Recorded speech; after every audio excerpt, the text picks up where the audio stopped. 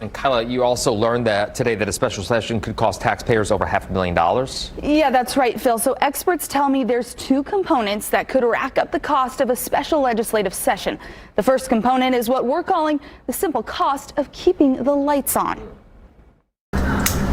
This category includes some of the more predictable dollar amounts. The last special session cost taxpayers $240,000. It lasted 2 weeks. Each day lawmakers are in the building, they receive what's called a per diem stipend. IU law professor Jody Madeira says just the per diem expenses cost the state $205,000 in 2022. Daily per diem stipend for lawmakers in 2022, it was really about $183 per day. Madeira says inflation would likely increase today's stipend. Based on data from other states, she believes it would now be between $200 and $300 per day. And then there's the cost of operating the building. This includes nonpartisan legislative services agency attorneys and clerks and security and AV crews and custodial staff, utilities and catering. And given the controversial nature of this possible session, she thinks the cost of security would skyrocket.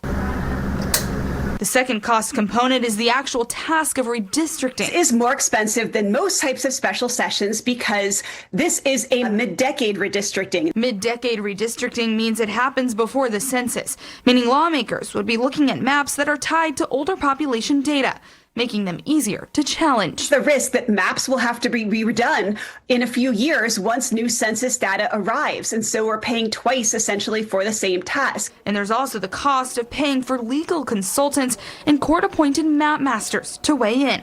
And on a compressed timeline. New York incurred over $7 million in outside contracts over redistricting disputes. Ohio racked up $1.8 million just in 2022. Madeira says the price tag could continue to rise even after the session concludes. So these redistricting expenses are not just for the summer. They're going to spread themselves over the next year, year and a half, 2 years, 3 years. We do not know when these costs will end.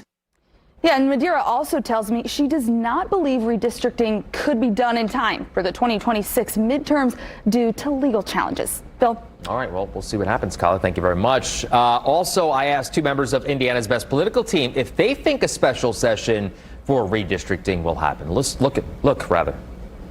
I think probably not. At the end of the day, I think we're at 7-2. There are places to go look that don't have the significant risk that I think there are in redrawing districts here, and B, just the bad timing with regard to how you get it done and how you move forward and what the possible outcome or possibility of a benefit is. I think you've got so many good government folks ready to just throw this issue right under the bus in that it's just too politically convenient for the Republicans to give Donald Trump what he wants in having one extra seat out of Indiana. It's 7-2.